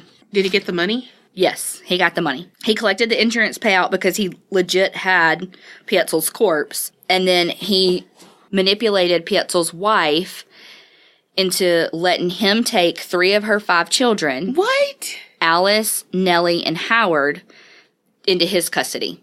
So their oldest daughter and their baby stayed with Miss Petzl. So Holmes and the 3 Petzl kids, they went throughout the, northern United States and Canada. Yeah. What's crazy is that he, at the same time, was taking Miss Petzl on kind of the same route, but a parallel route. Like, they were never actually together, but they were all doing the same thing at the same time. Yeah. And they all used different aliases and, lying to Miss Petzl the whole time because she thought her husband was actually alive in London. She didn't know that H.H. Holmes had actually killed him. She thought he's hiding out in London until the dust settles of us pretending like he died. Yeah. Because she doesn't actually know he's dead. So he was also, lying about where the kids were, too. I'm not really sure exactly why he was lying about that, but he did. So at one point, they were in Detroit, just before they went up to Canada, and, the mom was just, a couple of blocks from her kids and had no idea. Oh, my gosh. Yeah. So Holmes would later confess that he murdered Alice and Nellie by forcing them into a large trunk and locking them inside. Oh, my God. And then he said that he drilled holes into the lid of the trunk and then put water, a gas line into the trunk to asphyxiate them. Asphyxiate them. No. Then he said that he burned their nude bodies in the cellar of his rental house in Toronto. Oh, my gosh. So Frank Geyer, who was a Philadelphia police detective, he was assigned to the case to find the missing 3 kids. What happened to the other one? I don't fucking know. Quit asking me questions I don't know. So he did locate the decomposing bodies of 2 of Petzl's girls in the cellar in the Toronto home, just like Holmes said he did. And he was saying, his quote is, "The deeper we dug, the more horrible the odor became.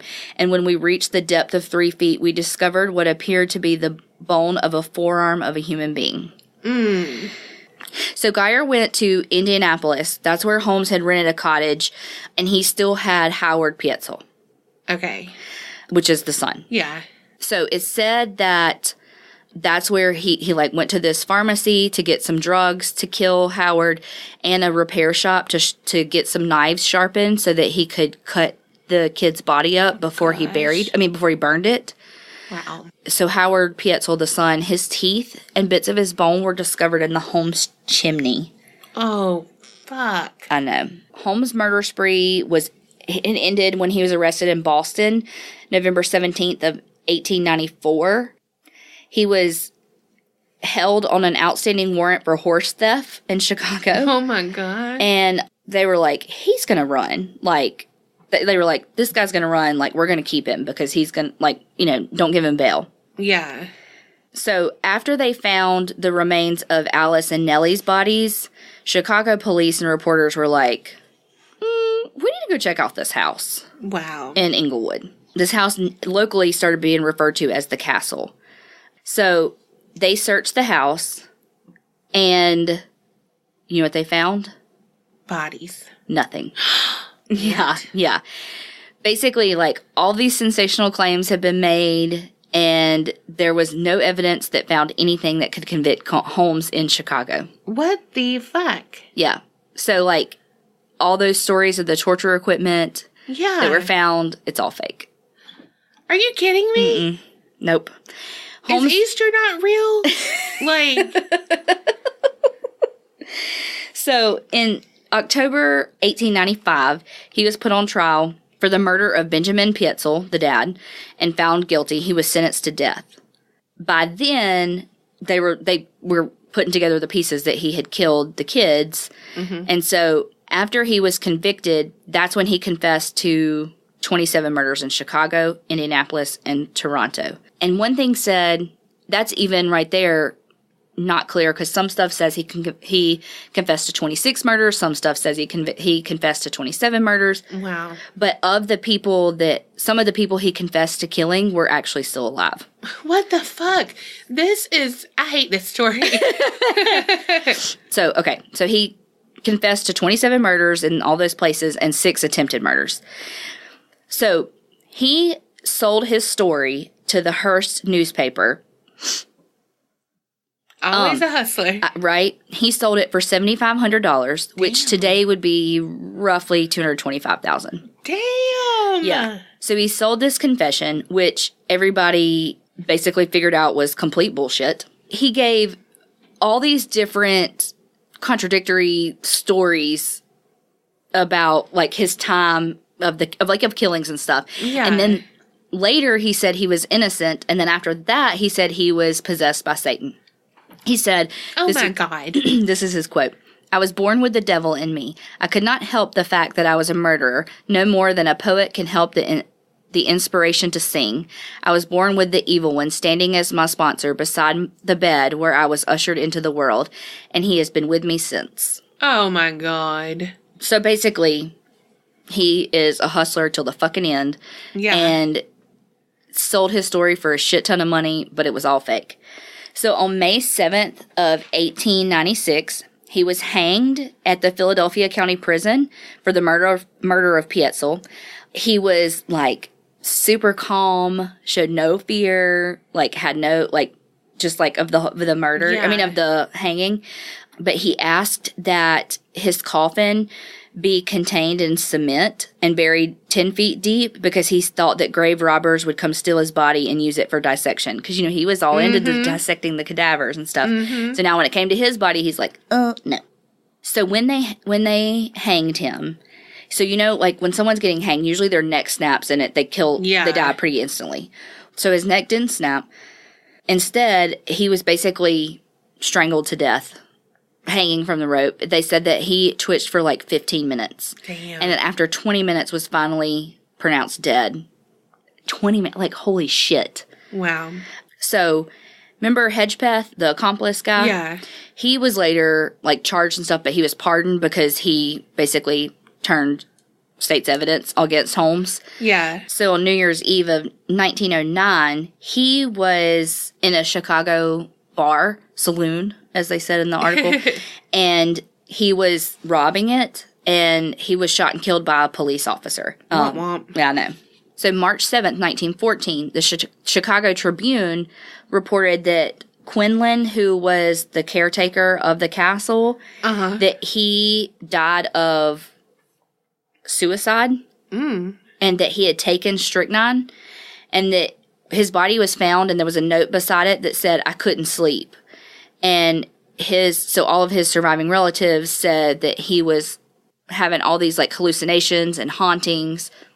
Oh, God. And so I guess he was just, like, tortured from the house. I don't know. Yeah.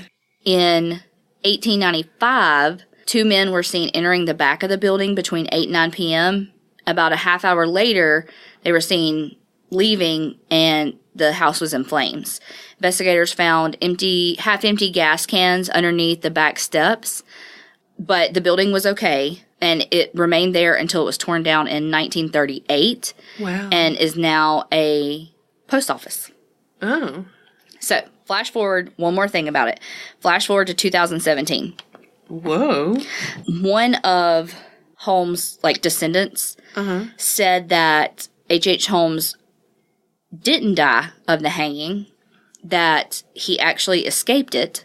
What? And that he was, in fact, Jack the Ripper, is what this guy's claiming.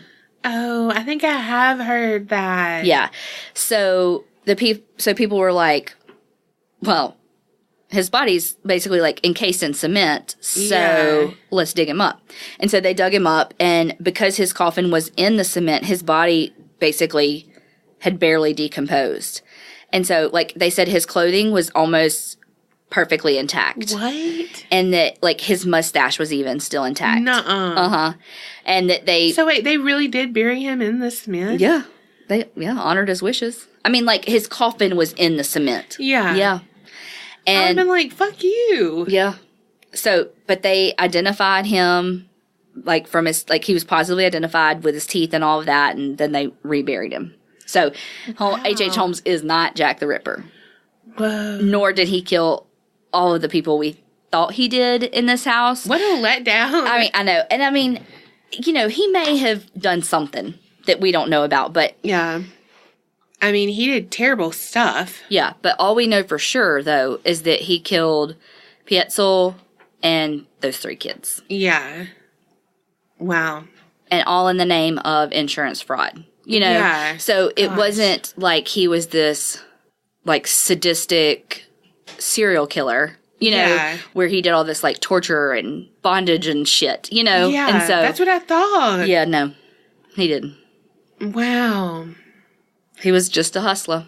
He's a hustler, baby. You know how you felt robbed with no closure of Pink Lizzie? That I feel robbed because I was like, oh shit, it's about to go down. Nope. No, just my hopes and dreams went down. Your hopes and dreams of mid.